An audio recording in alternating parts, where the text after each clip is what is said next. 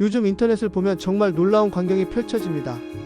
페이스북, 인스타그램, 유튜브 댓글창을 열어보면 남녀노소 할 것 없이 서로를 향해 날카로운 말들을 쏟아내고 있어요. 우리 세대가 가장 피해를 봤다. 남자들이 더 힘들다. 여자들이 더 차별받는다. 기성세대가 우리를 망쳤다. 요즘 젊은 것들이 문제다. 이런 말들이 끝없이 반복되고 있습니다. 하지만 정말 모든 사람이 피해자일 수 있을까요?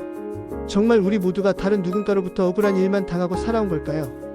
오늘은 이 피해의식 경쟁 문화에 대해 진지하게 이야기해 보려고 합니다. 왜 우리는 서로에게 이렇게 낯선 감정을 드러내게 되었고, 이 문제를 어떻게 해결할 수 있는지 함께 생각해 봅시다. 먼저 인터넷에서 이런 피해자 경쟁이 벌어지는 이유부터 살펴보겠습니다. 첫 번째는 바로 익명성의 힘입니다. 온라인 공간에서는 얼굴을 마주하지 않으니까 훨씬 더 과격해지기 쉬워요. 현실에서는 차마 입에 담지 못할 말도 키보드 뒤에 숨어서는 쉽게 내뱉게 됩니다. 상대방의 표정을 보지 못하니까 내 말이 얼마나 상처가 되는지 실감하지 못하는 거죠. 두 번째는 피해자 프레임의 유리함입니다. 우리 사회에서 내가 피해자다라고 주장하면 여러 가지 이득이 있어요. 일단 책임에서 벗어날 수 있고 다른 사람들로부터 동정과 지지를 받을 수 있습니다. 사회적으로 피해자는 항상 도덕적 우위에 서게 되거든요. 그래서 많은 사람들이 의식적으로든 무의식적으로든 자신을 피해자로 포장하려고 합니다. 세 번째는 진짜 경험과 과장된 감정의 구분이 모호해진다는 점입니다. 물론 실제로 차별이나 불이익을 경험한 사람들도 많아요.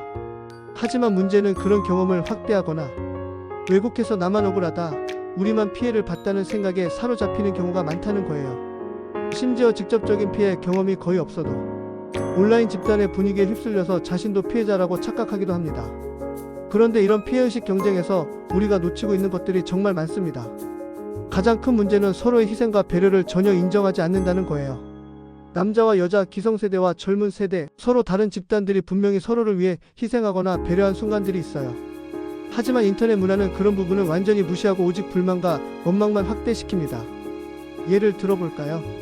남성들은 군대에 가야 하고 경제적 책임을 져야 한다는 사회적 압박을 받아왔어요.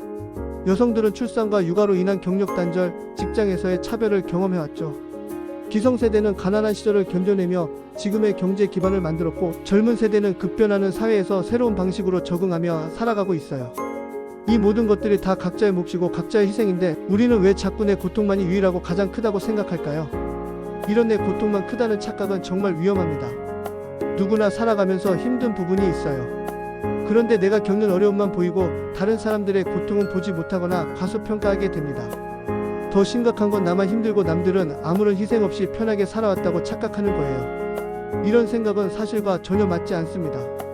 결국 이런 문화는 사회 전체에 손해만 끼칩니다.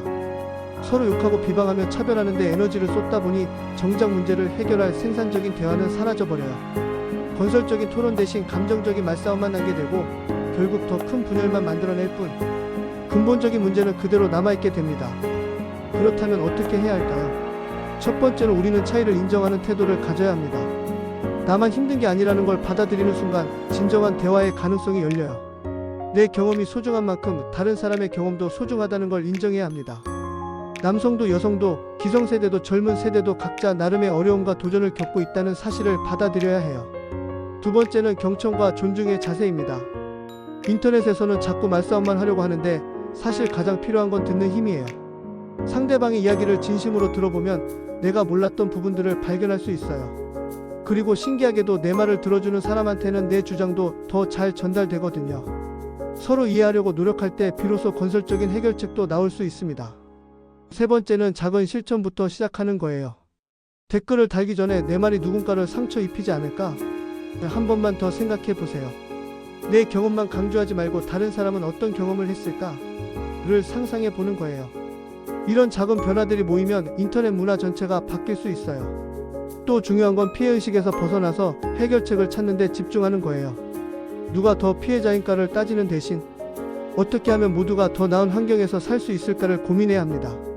서로 탓하고 원망하는데 에너지를 쏟지 말고 함께 문제를 해결할 방법을 찾는데 그 힘을 사용하면 훨씬 더 생산적일 거예요.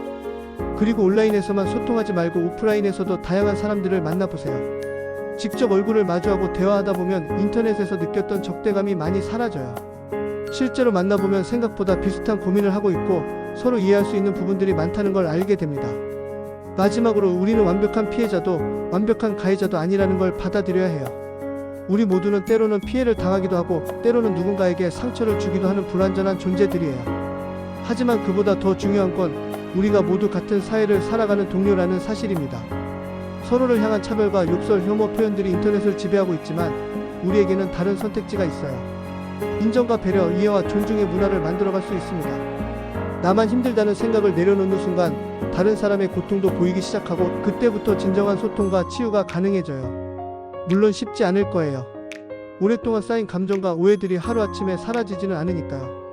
하지만 우리 중 누군가가 먼저 손을 내밀고 먼저 이해하려고 노력하고 먼저 배려를 보여준다면 분명히 변화는 시작될 거예요. 결국 우리가 만들어가야 할 건 서로를 적으로 보는 사회가 아니라 서로를 동료로 인정하는 사회입니다. 피해의식 경쟁이 아니라 상호 이해와 협력의 문화 말이에요. 그런 사회에서만 우리 모두가 진정으로 행복할 수 있고 다음 세대에게도 더 나은 세상을 물려줄 수 있을 거예요. 오늘 이 영상을 보신 여러분부터 시작해보세요. 댓글창에서 누군가와 말다툼을 벌이고 싶어질 때 잠깐 멈추고 생각해보세요. 내 말이 상대방에게 어떤 영향을 줄지, 이 대화가 정말 도움이 되는 방향으로 가고 있는지 말이에요.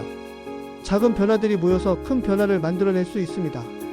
우리 모두가 조금씩만 노력한다면 인터넷도 우리 사회도 분명히 더 따뜻하고 건강한 공간으로 바뀔 수 있을 거예요.